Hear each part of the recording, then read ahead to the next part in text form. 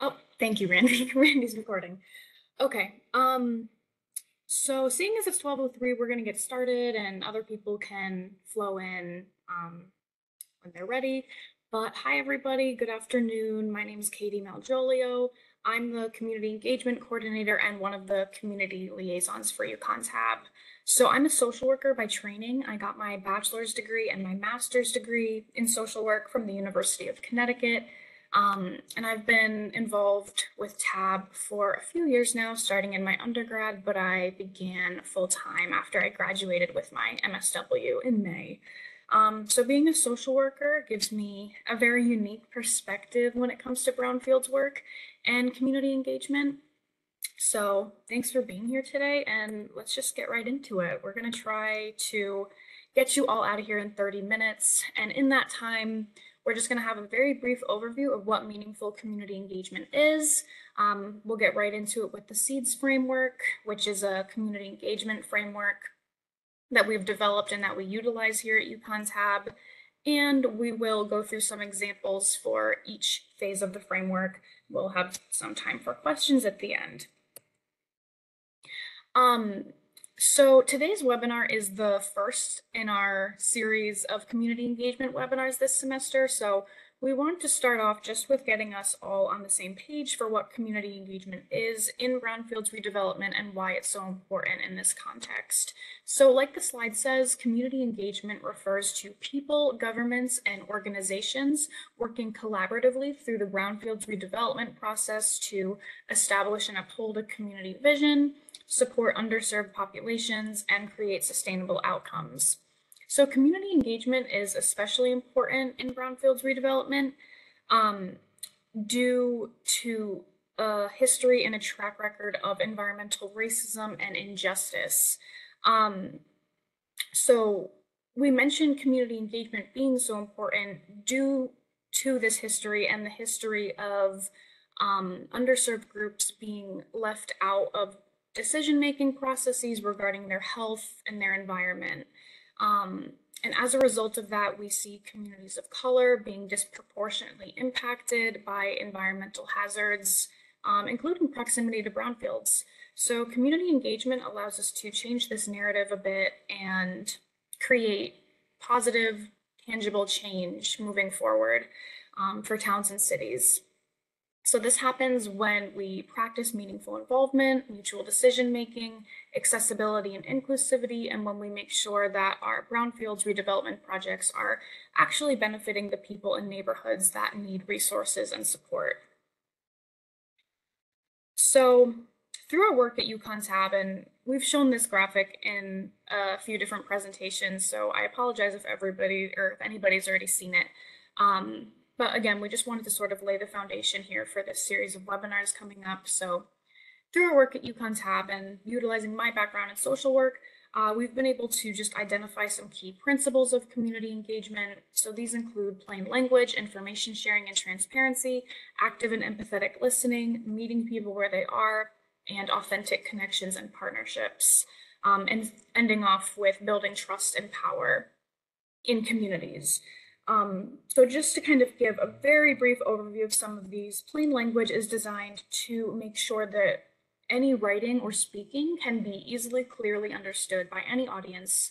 So in the world of brownfields, we know that we have a lot of convoluted language, a lot of acronyms, and it can be difficult to wrap our heads around those things. So using plain language is really important for any community engagement efforts.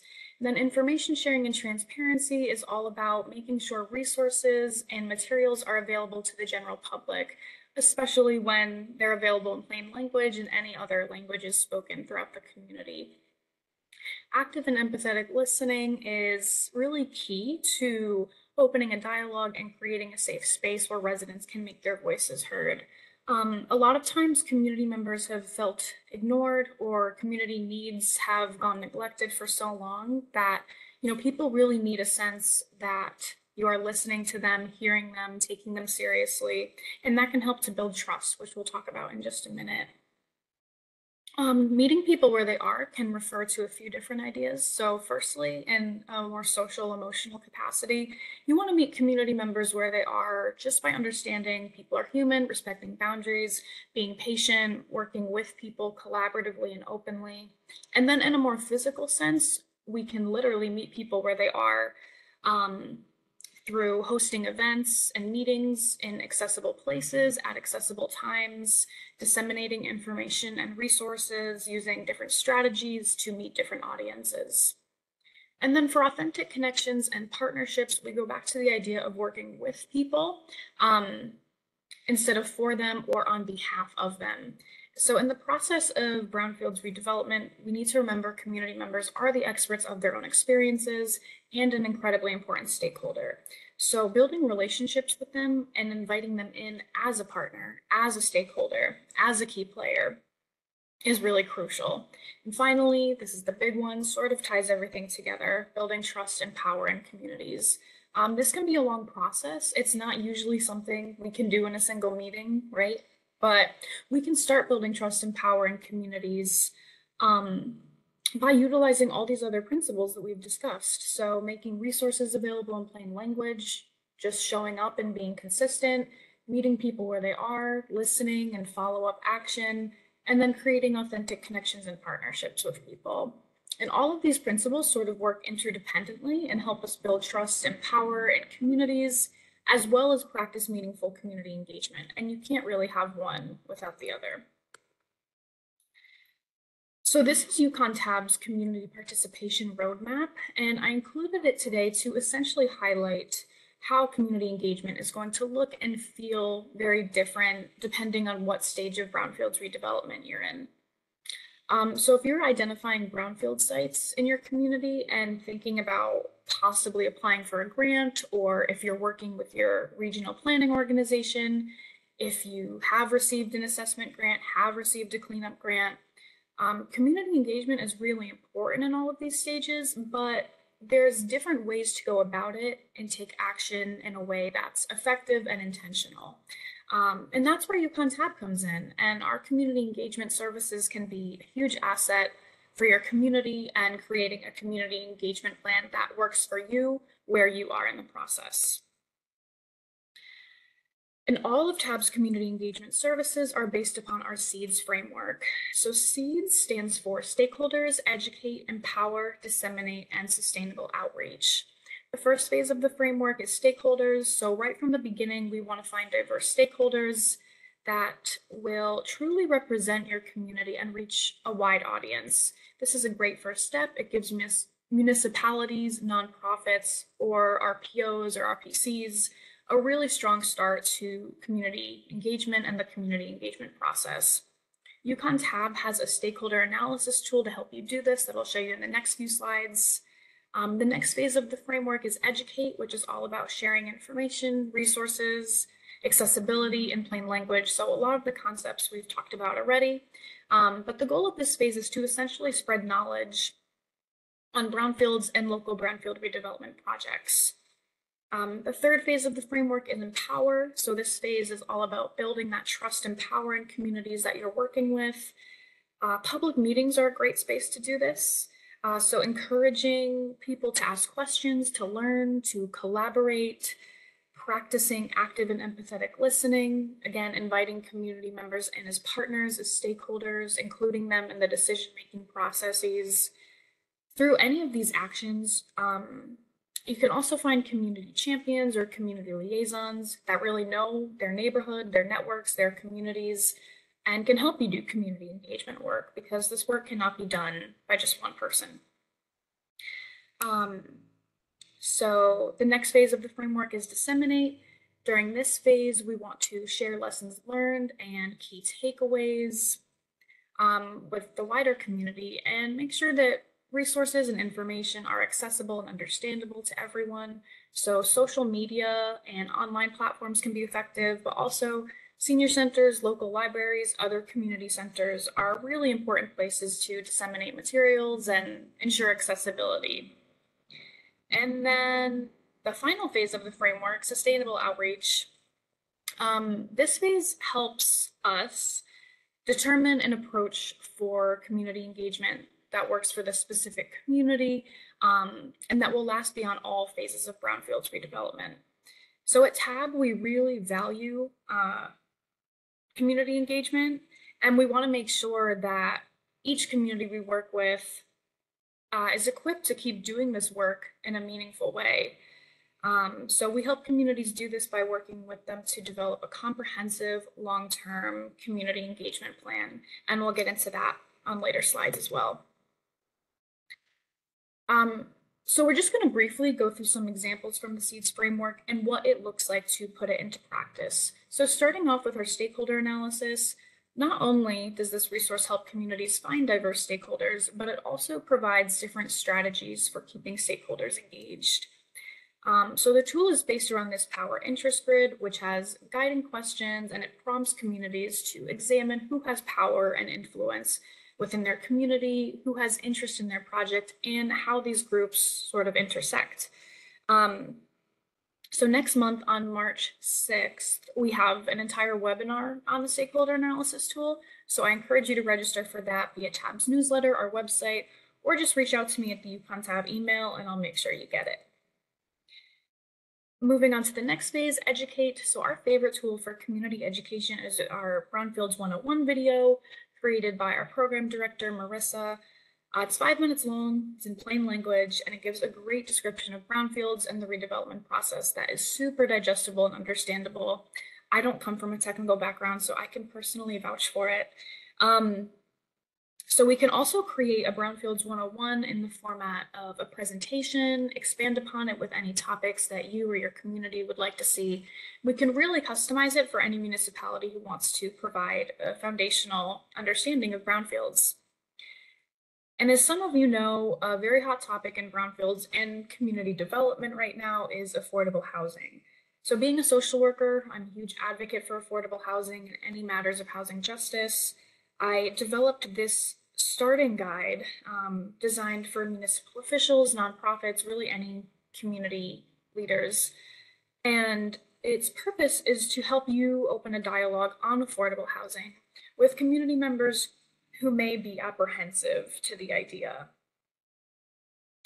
Empowerment is going to look different in every community, but in general, we find that public meetings are spaces where people can connect and make their voices heard. So we have this checklist to help plan, host, and evaluate a public meeting. This document discusses finding accessible times and locations, making resources available in plain language, advertising and ensuring that community members are aware of the meeting, providing food, providing childcare, setting aside time for questions and comments.